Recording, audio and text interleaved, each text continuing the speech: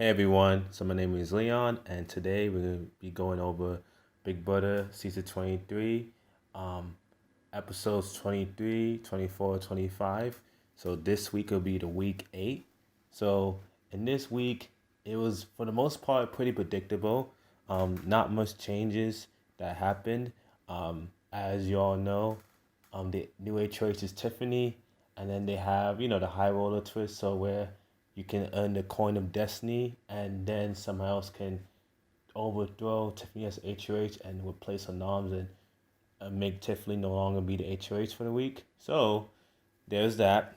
But because Tiffany's the HOH, we get pretty, obvious noms of Sarah Beth and Kylan as the pawn. Obviously with the cookout lines of Tiffany, Kylan, Xavier, Hannah, Big D, aka Derek F, and Azza, they are controlling the house right now. So their goal is to send Sarah Beth home, with Alyssa and Claire being other options to be nominations, as they're trying to get the final six together. More so, Alyssa being the secondary target, Claire being the third target, because Claire is an ally of Tiffany outside that lines. But let's just talk about more about how the week went. Like I said before, Sal, Beth, and Kylan become the nominees by Tiffany initially, and then because Xavier won last week's Beetle, one of the conditions of him winning the Beetle is he had to be a nomination for the next week. Which, for Xavier, since he's playing such a good game, there's no way he's going home here. He just sitting the buck temporary, and we'll go more into why that temporary later on. So with the nominations, there's three nominees with Tiffany having control of two of them. And then because of the Coin of Destiny twist that happened in the last Power of the High Rollers room, so there's a new secret HOH taking over Tiffany's HOH. So Tiffany no longer is HOH, but the secret HOH is now Claire. But unfortunately for Claire, because she won the power and able to change the nominations for 1 week, she cannot participate next week's HOH, or at least cannot win it. We'll get more into that in a moment. So Claire keeps Tiffany nominated the same, keeping Kylie and Sabbath on there. The Power Beetle happens. It's more of like a memory comp, and Hannah obviously wins the Beetle and barely beats Sabbath by less than 30 seconds. So good for her, good for Hannah and her memory comp ability. So Hannah did a good job there. And speaking of Xavier being temporary on the block, Hannah uses her power beetle to take Xavier off. Xavier was never in danger for the upcoming week by anybody to get sent home because of his bomb in the Cookout Alliance.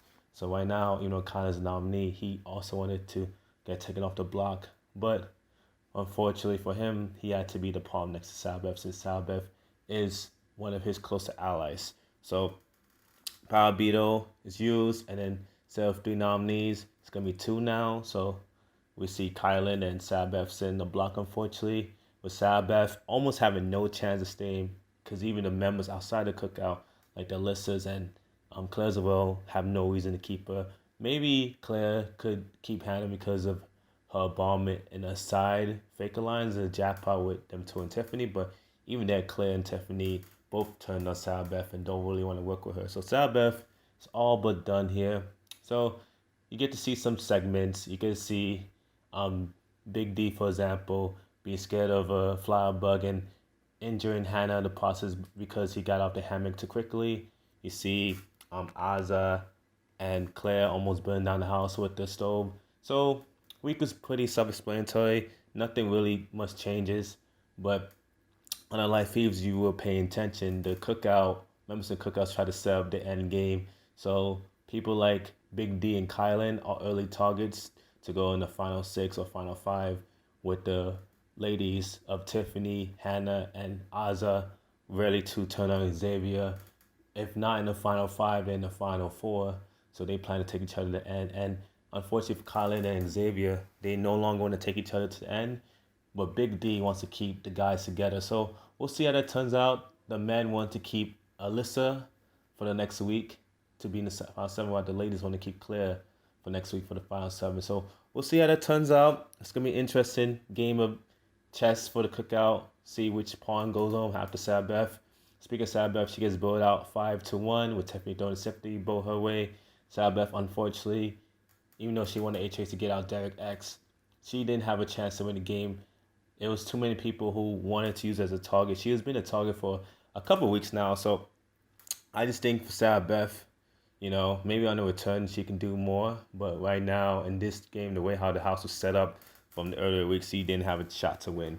But she played as hard as good as she could. Even if she didn't nominate Derek, if she nominated two Cookout members, because of the twist and their comparability, the Cookout would have gotten someone else who was a Cookout member. If it wasn't Derek X that week, maybe Alyssa or Claire goes home. So either way, Sarah Beth had no shot of winning the game and no shot even keeping Derek X to do anything, because even I think Derek X would have sent Sarah Beth home if no one else would. So yeah, that's pretty much the video. Nothing much happened in week 8. We did see the Jury House in Thursday's episode with Brittany and Derek X putting together pieces of the Cookout. Derek X is pretty much on point of all 6 members, and then Brittany thinks that Alyssa was involved, which it's funny.